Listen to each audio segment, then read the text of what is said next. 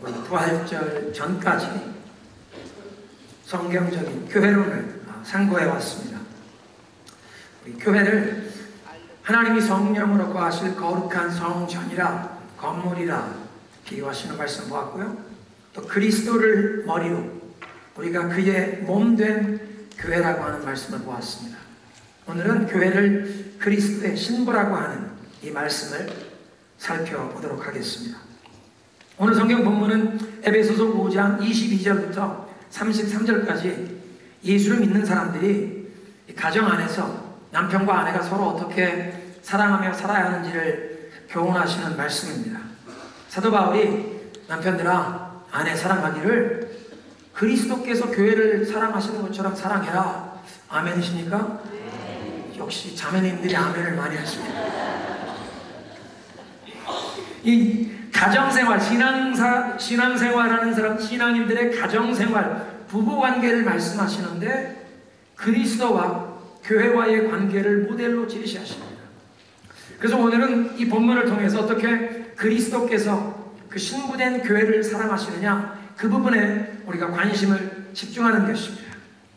가장 먼저 깨달아야 할 부분은 교회가 그리스도의 신부가 되시고 주님께서 우리의 이 신랑이 되신다는 것은 교회라고 하는 공동체뿐 아니라 우리 각 사람에게, 우리 각 신앙인에게도 적용이 되는 진리입니다.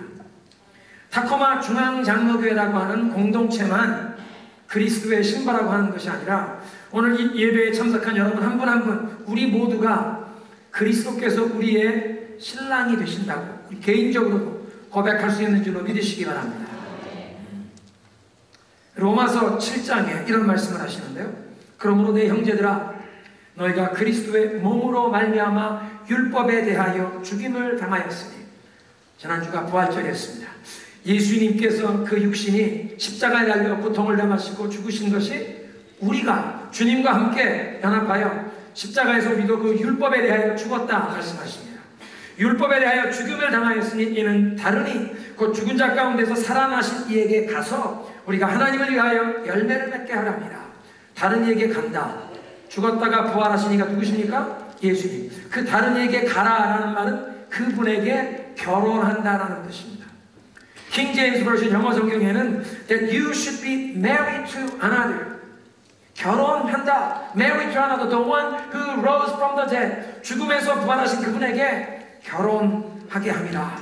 그러니까 이 로마서 7장은 그리스도인과 주님과의 관계를 혼인관계로 설명하십니다.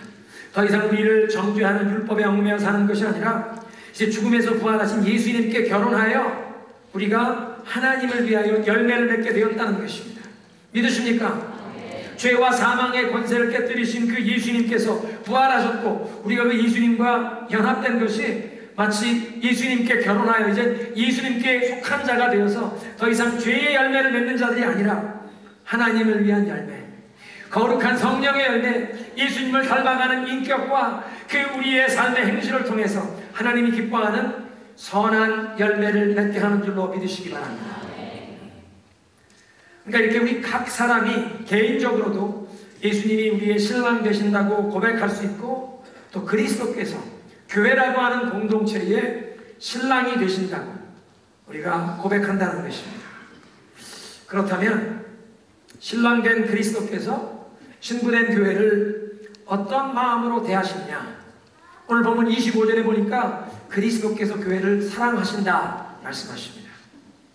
그리스도께서 교회를 사랑하신다. 어떤 사랑입니까?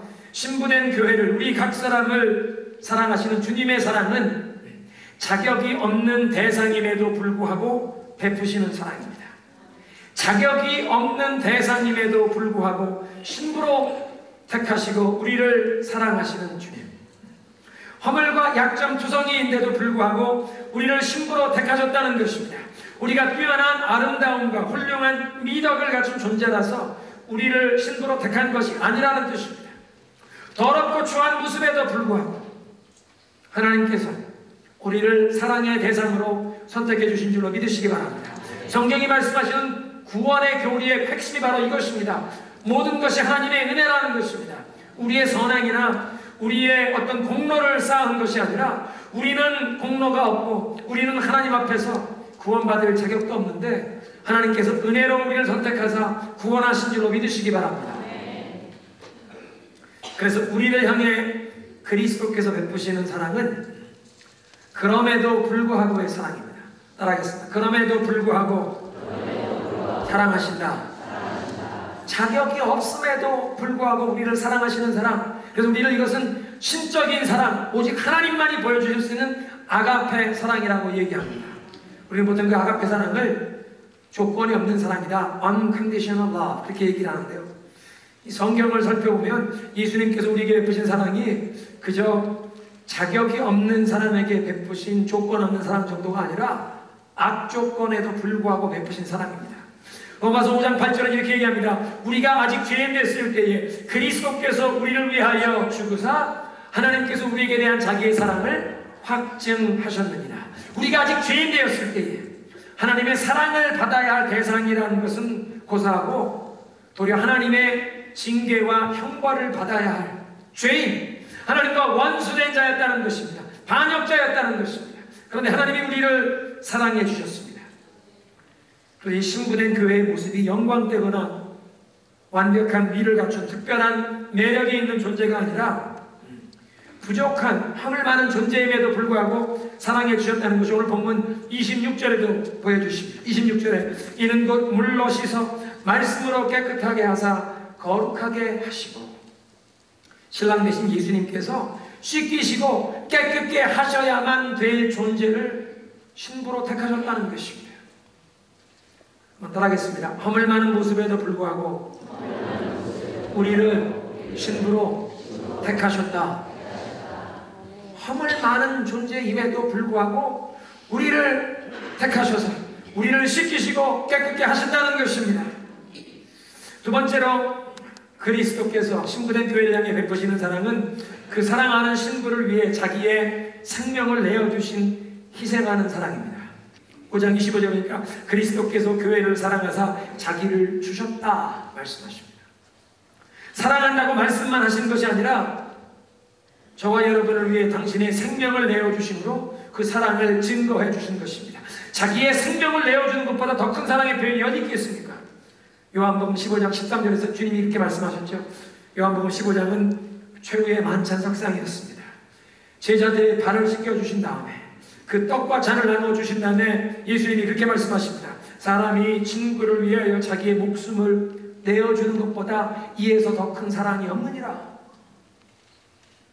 예수님께서 목요일 저녁에 최후의 만찬석상에서 친구를 위하여 자기 목숨을 내어주는 것보다 더 큰 사랑이 없다 말씀하셨는데, 그 다음날 아침 9시에 예수님께서 골고다 언덕에서 십자가에 못 박혀 죽으심으로 그 예수님이 친구라 불러주신 그 제자들을 위해, 저와 여러분을 위해 생명을 주신 줄로 믿으시기 바랍니다. 그냥 사랑한다고 말씀만 하신 것이 아니라 생명을 우리를 위해 주심으로 그 사랑을 증거해 주신 줄로 믿으시기 바랍니다. 그래서 성 어거스틴은 이 엄청난 그리스도의 사랑을 이렇게 표현했습니다.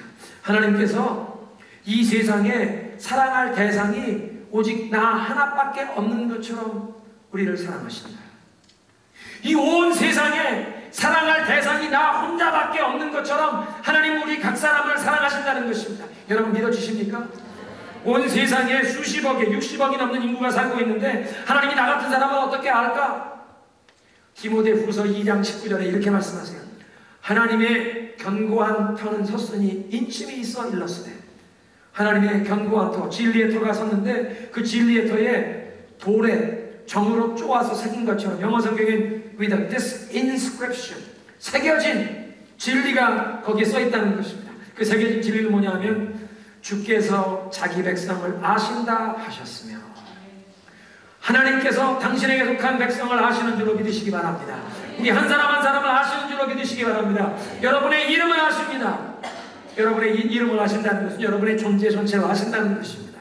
여러분의 마음에 어떤 꿈과 소원, 어떤 간절한 기회 제목이 있는지 아신다는 것입니다. 여러분이 어떤 걱정과 염려를 가지고 계신지 아신다는 것입니다. 여러분의 허물과 약점도 아십니다. 여러분의 부끄러운 과거, 잊어버리고 싶은 그 실수, 그 모든 죄, 그것도 다 아십니다. 그런데도 우리를 사랑하십니다. 주님이 우리를 사랑하시고 우리에게 관심을 베푸시는 것을 그 예수님이 말씀하십니다. 야, 무엇을 먹을까 무엇을 마실까 염려하지 말라. 하나님이 너를 사랑하신다. 너에게 관심을 가지고 계시다. 네 머리털까지 다 세신 바 되었노라.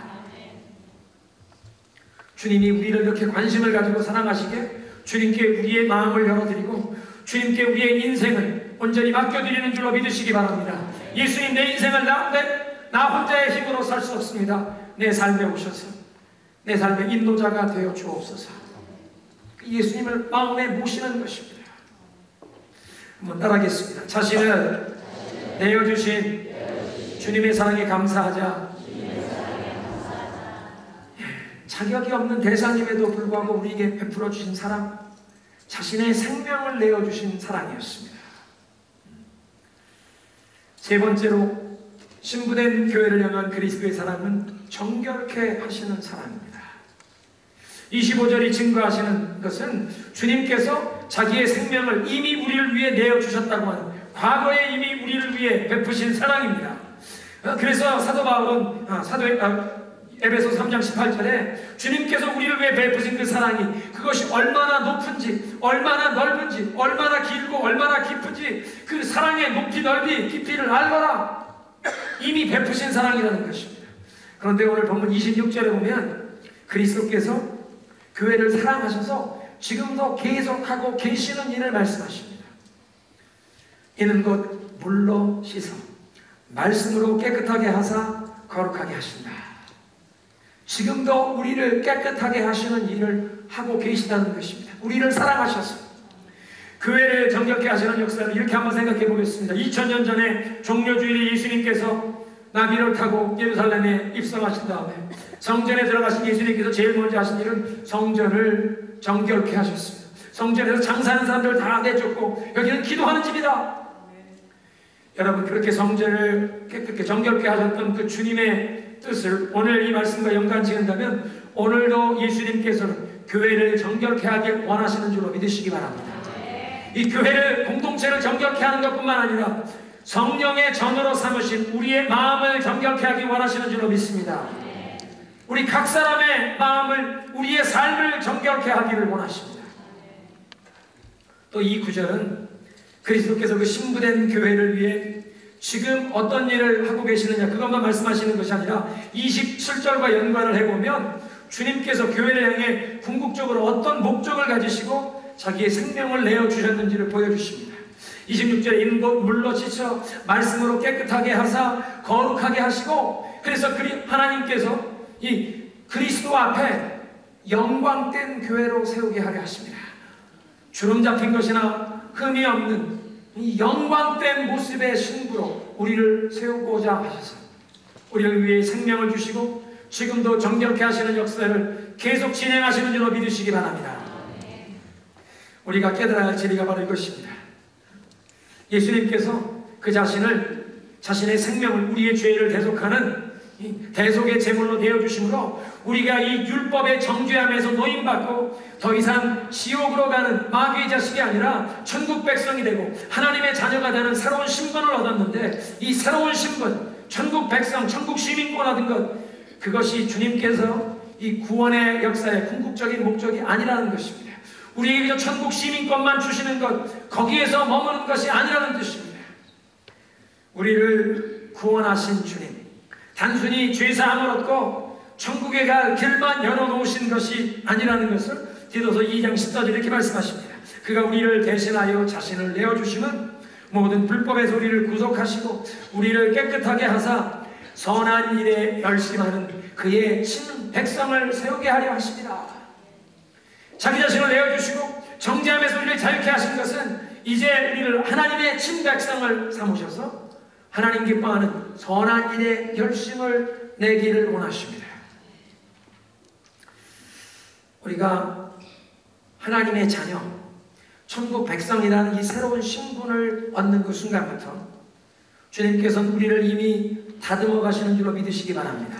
새로운 신분을 얻은 그 칭의의 역사, 구원받은 그 자리에 우리는 머무를 수가 없습니다. 왜냐하면 주님께서 우리를 구원하시는 그 순간부터, 우리를 신부로 택하시고 신부인 우리를 위하여 생명을 주신 그 순간부터 주님께서 우리를 깨끗게 씻기시는 일을 시작하신 것을 믿으시기 바랍니다.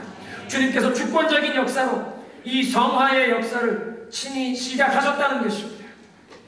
그래서 그리스도 안에서 성령으로 거듭난 사람, 하나님께서 그냥 버려두시지 않습니다. 방치하시지 않습니다. 여러분, 가태어난 신생아에겐 엄마의 모유가 필요하고 사랑으로 돌보는 손길이 필요한 것처럼 그리스도 안에서 거듭난 영혼, 비록 신분은 바뀌었지만 아직도 허물과 연약함 투성이, 아직도 죄에 물든 그런 말이 많고 그런 생각, 그런 사고방식, 그런 언행 심사가 많기에 주님께서 이 우리의 추한 모습을 씻기시고 깨끗하게 하셔서 거룩한 신부로 우리를 준비시켜 가시는 줄로 믿으시기 바랍니다. 분명 성경적으로 보면요, 우리 이렇게 깨끗게 씻겨 가시는 성화의 가정에 우리의 순종이 필요합니다. 우리가 순종해야 합니다. 그런데 오늘 본문이 우리에게 깨우쳐 주시는 사실은 우리를 정결케 하시는 이 성화의 역사가 우리가 주님께 이 성화에 참여하겠다고 신청할 때부터 시작되는 것이 아니라 우리를 구원하신 주님, 그리스도 안에서 우리가 거듭나는 그때부터 주님께서 주권적으로 주도권을 가지시고 성화의 역사를 진행시키시는 줄로 믿으시기 바랍니다. 근데 주님께서 이 성화의 역사를 진행하시는데 우리가 고집을 부리고 순종하지 않고 거부하는 그런 하나님의 자녀들에게 하나님께서 계속 성화를 진행시키는 다른 방법이 있습니다. 그것은 환난과 고통이라는 회초리를 통해서입니다. 히브리서 12장 6절에 말씀하십니다. 주께서 그 사랑하시는 자를 징계하시고 그의 받으시는 아들마다 채찍질 하심이니라.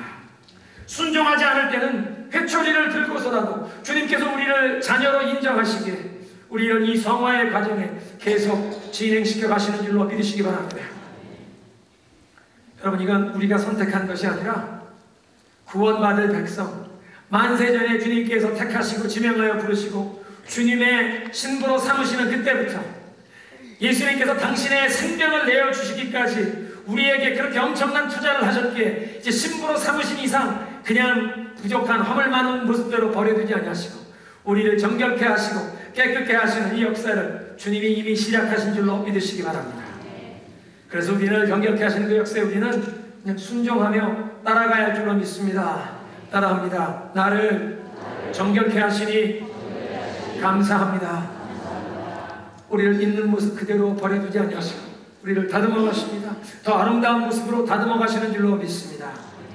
그 신부된 교회를 향해 주님께서 베푸신 사랑은 자격이 없음에도 불구하고 베푸신 사랑입니다. 자신의 생명을 내어주신 희생적인 사랑입니다. 우리를 정결케 하시는 사랑입니다. 그런데 그리스도께서 그 사랑하는 신부를 어떻게 정결케 하십니까? 먼저는 그 신부를 거룩하게 구별하십니다. 오늘 26절에 주님께서 거룩하게 하신다 말씀으로 씻어 깨끗게 하시고 거룩하게 하신다. 사실 헬라 원어 성경이나 영어 성경에 이 거룩하게 하신다는 말이 먼저 나옵니다. To make her holy, NIV는 그렇게 번역되어 있고요. 킹 제임스 버전은 sanctify her. 이 거룩하게 한다라는 단어, 헬라어는 원래 하기야조라는 단어인데요. 그 하기야조라는 단어의 뜻은 성별한다, 구별한다, 하나님을 위하여, 하나님의 특별한 용도를 위하여, 하나님의 목적을 위하여 구별한다는 뜻이 있습니다. 한번 따라하겠습니다. 하나님을 위하여, 하나님의 목적을 위하여 구별한다. 성별한다는 말의 뜻이 바로 그것입니다. 하나님의 특별한 용도를 위해 구분하신다. 그러니까 이 신부를 정결케 하시는 과정의 첫 단계는 먼저 우리를 구분하시는 것입니다. 세상의 모든 속된 것으로부터 우리를 구별하셔서 하나님의 영광된 거룩한 목적을 위해 쓰임받도록 우리를 구별해 두시는 줄로 믿으시기 바랍니다. 한번 따라하겠습니다. 구별하시는 은혜. 그냥 세상 사람들 사는 모습대로 다 따라가며 사는 것이 아니라 이제 우리는 하나님의 영광된 거룩한 목적을 위하여 따로 떼어 구별하여 두신다는 것입니다. 이 구별한다, 성별한다는 뜻을 설명할 수 있는 것이요. 출애굽기 19장에 보면 약속의 땅을 향해 가던 이스라엘 백성들이 광야를 지나서 시내산에 도착했습니다. 하나님께서 시내산에서 모세에게 산 꼭대기로 올라와라. 10계명을 주시려고 하나님의 백성들에게 하나님의 법도를 주시려고 산 꼭대기로 올라오라고 하시는데 이렇게 말씀하십니다. 내가 너를 이 시내산에서 만나줄 터이니 이 시내산을 거룩하게 구별해라. 그 산에 돌덩어리와 흙이 변한 것이 아닙니다. 똑같은 산입니다. 똑같은 산인데 하나님의 특별한 용도를 위해 구별하라는 것입니다. 하나님이 친히 그 산에 강림하셔서 모세를 만나시고 하나님의 백성들을 위한 법도를 주시는 그 특별한 목적을 위해, 하나님의 거룩한 목적을 위해 이 산을 구별해라. 그래서 출애굽기 19장 23절에 Set it apart as holy, 거룩하게 구별해라. 그리고 그 산꼭대기에서 하나님께서 모세에게 보여주신 것 가운데 10계명만이 아니라 성막을 어떻게 만들어야 하는지, 하나님께 어떻게 예배하며 제사하며 나아갈 수 있는지 성막과 그 성전의 디자인을 보여주셨고, 거기에 어떤 기명들이, 거룩한 물건들이 쓰임받는지, 제단을 어떻게 만들어야 하는지, 이 법궤를 어떻게 만들어야 하는지 다 보여주셨습니다. 그리고 하나님 말씀하십니다. 그 성막에서 제사에, 예배에 사용되는 그 기명들을 성별하라. 제사를 드리면서 그 제물에 피를 뿌려서 하나님께 예배하는 그 거룩한 목적을 위하여 이것을 구분하라는 것입니다. 이미 금 대접이 만들어졌습니다. 금으로 싼 분향단이 있었습니다. 그것들을 성별식을 거행한다고 그 물질이, 재질이 변하는 것은 아닙니다. 그런데 앞으로는 하나님을 예배하는 이 거룩한 목적만을 위해 사용되기 위해 하나님 앞에 가장 거룩한 것이다. 영어 성경에 보면 It is most holy to the Lord. 하나님께 가장 거룩한 것으로 바쳐진 성물이라는 것입니다. 이렇게 하나님께 구별되어 바쳐졌다, 구별된다. 이것이 주님께서 우리를 거룩하게 만드시는 첫 번째 의미입니다. 따라하겠습니다. 우리를 거룩하게 구별하신다. 이 신부를 이렇게 성별하신다, 구별하신다는 것입니다. 하나님의 특별한 목적을 위해 구별된 백성으로 우리를 삼으시고 우리에게는 특별한 신분과 지위와 영예를 주시는 줄로 믿으시기 바랍니다. 여러분, 월드컵 축구대회 본선에 국가대표팀을 선발하는데 거기에 주전 멤버로 선발된다면 얼마나 큰 영광이겠습니까? 미국에 이제 이미 대통령 선거를 준비하는데 어떤 특정 정당의 미국 대통령 후보로 지명을 받는다면 얼마나 큰 영광이겠습니까? 그런데 주님께서는 우리를 주님의 그 특별한 영광된 목적을 위하여 우리를 지명하시고 우리를 구별하신 줄로 믿으시기 바랍니다. 이 세상에 미국 대통령의 후보가 되는 것과는 비교도 될 수 없는 높은 영광을 우리에게 주신 줄로 믿으시기 바랍니다. 주님께서 당신의 택하신 백성을 보실 때 더럽고 추한 허물과 부족함 많은 그 사람들을 주님께서 신부로 택하시고 그 신부로 택하신 저희들을 위하여 당신의 생명을 내어주셨습니다. 구속하셨습니다. 대가를 지불하고 우리의 생명을 건져내셨습니다. 우리를 위해 이제 엄청난 대가를 지불하셨기에 그냥 가만히 두지 아니하시고 우리를 이제 깨끗게 하기를 원하십니다. 정결한 신부로 우리를 만들어 가십니다. 그런데 우리를 정결한 신부로 만드는 첫 단계는 먼저 우리를 구별하여 세우시는 것입니다. 세상과 구별하여 세우신 줄로 믿으시기 바랍니다. 그래서 베드로전서 2장 9절에 말씀하십니다. 오직 너희는 택하신 족속이요 왕같은 제사장이요 거룩한 나라요 하나님의 특별한 소유가 된 백성이니 이는 너희를 어두운 데서 불러내어 그의 기이한 빛에 들어가게 하시니에 아름다운 덕을 선전하게 하려 하심이라. 우리를 거룩한 백성으로, 하나님의 특별히 소유된 그런 백성으로 불러주셨다. 이것이 불러내신 헬라말로 에클레시아, 불러낸 받은 공동체, 교회라는 말의 가장 본질적인 뜻입니다. 주님이 우리를 불러내시고 구별하여 세우신 줄로 믿으시기 바랍니다. 신부를 이렇게 택하고 그에게 특별한 가치를 부여하고 기뻐하는 이 모습을 오늘 사실 예배의 부름에서도 보았습니다. 주님께서 너희를 더 이상 버려진 땅이라 하지 않을 것이다. 하나님께서 너희를 보고 헵시바라, 하나님이 기뻐하신다. 비울라라 하리라. 아가서에 보면요, 왕과 술람미 여인 간의 그 서로 사랑의 노래가 기록되어 있는데 술람미 여인이 이렇게 사랑을 고백합니다. 아가서 6장 3절 나는 나의 사랑하는 자에게 속하였고 내 사랑하는 자는 내 것이라. I am my beloved and my beloved is mine. 나는 내 사랑하는 자에게 속하였고 그 내 사랑은 내게 속하였다. 그 사랑의 고백을 듣고 왕이 이렇게 화답합니다. 아가서 6장 8절 9절 왕후가 60이요 비빈이 80이요 시녀가 무수하되 나의 비둘기 나의 완전한 자는 오죽 너 하나뿐이구나. 아무리 많은 왕후가 있어도 그 가운데 내 비둘기라 내 사랑은 오직 완전한 자 너 하나밖에 없다고 그 술람미 여인을 보며 기뻐하는 그 왕의 마음, 교회를 보시고 기뻐하시는 그리스도의 마음의 표현인 줄로 믿으시기 바랍니다. 예수님이 저와 여러분을 보시고 이렇게 기뻐하시는 줄로 믿으시기 바랍니다. 한번 따라하겠습니다. 나는 하나님께 특별한 사람이다. 성도 여러분, 어깨를 좀 펴십시오. 부모에게 사랑을 듬뿍 받은 자녀들은 자신감이 생깁니다. 이 젊은이들이 보니까요, 사랑에 빠지면 예뻐집니다.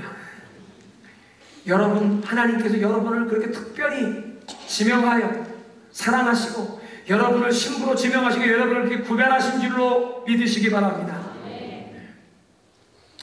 그렇게 우리를 신부로 지명하시고 구별하실 뿐 아니라 우리를 정결케 하시는데 말씀을 통해 우리를 정결케 하십니다.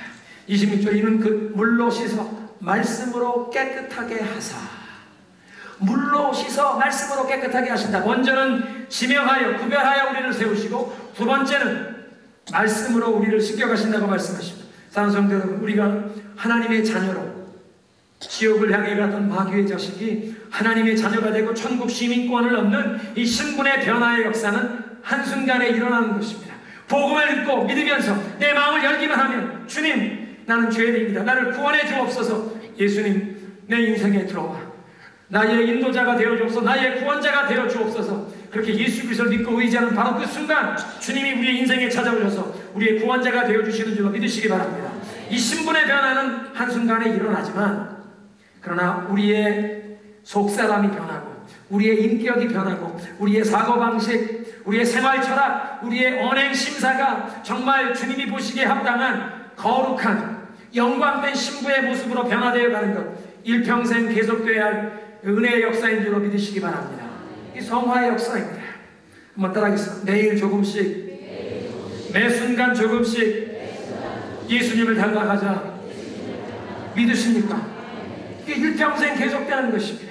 근데 이렇게 예수님을 닮아가도록 우리를 변화시키시는 역사를 오늘 말씀 26절을 보니까 물로 씻어 거룩하게 하시고 말씀으로 씻기신다고 역사하십니다. 우리의 속사람이, 우리의 인격이, 우리의 사고방식, 우리의 언어가 다 바뀌어가는 이 과정 말씀을 통해 바꿔가십니다. 여러분, 성령의 역사 없이 이 말씀을 대하면 말씀의 능력을 체험할 수가 없습니다. 그런가 하면 성경은 덮어놓고 성령만 구하다 보면 오류에 빠질 수 있습니다. 신비주의에 빠질 수 있습니다. 성령께서 이 말씀을 기록하셨기에 성령께서는 말씀을 사용하기를 기뻐하는 줄로 믿으시기 바랍니다. 그래서 우리가 이 말씀 앞에 우리의 마음을 열고 성령이여 깨우쳐 주시옵소서. 성령께서 이 말씀을 통해 우리를 정결케 하시는 줄로 믿으시기 바랍니다. 우리가 지난 한 열흘 동안 4월에 들으면서 우리 사도행전을 지금 묵상하고 있습니다. 근데 사도행전 1장 2장을 보면요, 이 말씀과 성령이 함께 가는 역사를 보여주시는데 예수님께서 말씀하세요. 너희들 이 도시를 떠나지 말고 내가 너희에게 이른바 아버지께서 약속하신 것을 기다리라. 아버지께서 약속하신 게 뭔가? 세례 요한은 너희에게 물로 세례를 베풀었지만 너희는 몇 날이 되지 못하여 성령으로 세례를 받으리라. 오직 성령이 너희에게 임하시면 너희가 권능을 받고 예루살렘과 온 유대와 사마리아 땅끝까지 이르러 내 증인이 되리라. 이 사도행전 1장 8절이 사도행전 전체의 주제입니다. 성령을 받아서 그리스도의 증인답게 살아라. 그런데 그렇게 성령을 받기 위해서 이 도시에 머물고 기도해라.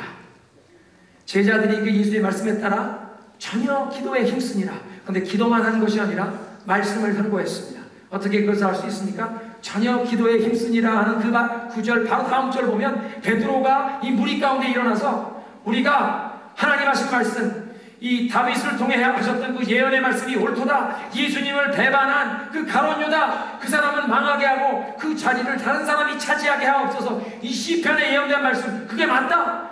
이 가룟 유다가 예수님 배반하고 멸망했으니 이 빈자리 다른 제자로 채우자. 그래서 이들이 기도하고 제비 뽑기를 해서 마띠아를 그 12제자 중에 한 사람을 세우지 않습니까? 아니 어떻게 베드로가 이 12제자 중에 지금 가룟 유다 그 배신자의 빈자리를 이 보궐하자는 얘기를 했습니까? 기도만 하는 것이 아니라 말씀을 상고하면서 보니까 다윗이 시편에 기록한 말씀이 바로 이 상황을 두고 하신 말씀이구나. 이 빈자리를 채워서 12명의 제자들이 예수님의 부활의 증인이 되게 하자. 함께 모여 기도할 뿐 아니라 말씀을 상고한 줄로 믿으시기 바랍니다. 그런데 그렇게 함께 모여 말씀을 상고하고 기도에 힘쓰다가 성령이 임해서 오순절 성령 강림을 통해 예루살렘 교회가 탄생했습니다. 예루살렘 교회가 탄생하자마자 그 교회가 힘쓴 일, 사도행전 2장 42절의 그 초대교회의 모습입니다. 그들이 열심으로 헌신함을 열중했던 일. 영어 성경에 보면 they devoted themselves, 자기 자신들을 온전히 이 일에 헌신했다. 네 가지로 말씀하시는데요. 첫째는 사도들의 가르침을 받으며, 둘째는 저들이 성도의 교제에 힘쓰고, 세 번째는 떡을 떼고, 네 번째는 기도했다. 사도들의 가르침을 받은 것 말씀입니다. 네 번째가 기도였습니다. 말씀과 기도 안에서 저들이 성도의 교제와 떡을 떼는 성찬식을 행하는 것을 했다는 것입니다.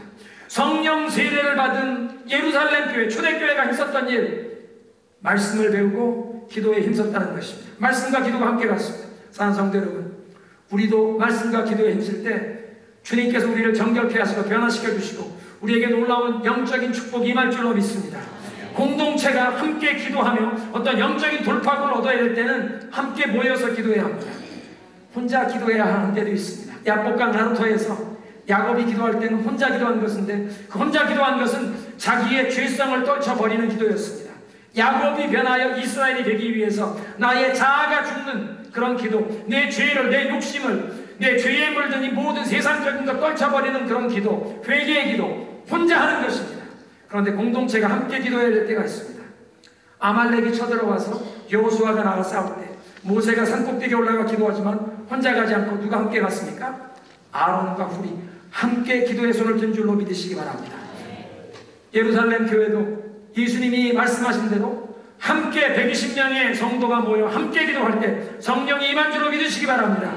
여러분의 삶, 우리의 삶, 이 타쿠마 중앙장로교회도 이 공동체 영적인 돌파구를 얻기 위해서 함께 모이기에 힘써야 합니다. 함께 모여서 말씀과 기도가 함께 가야 합니다. 믿으십니까?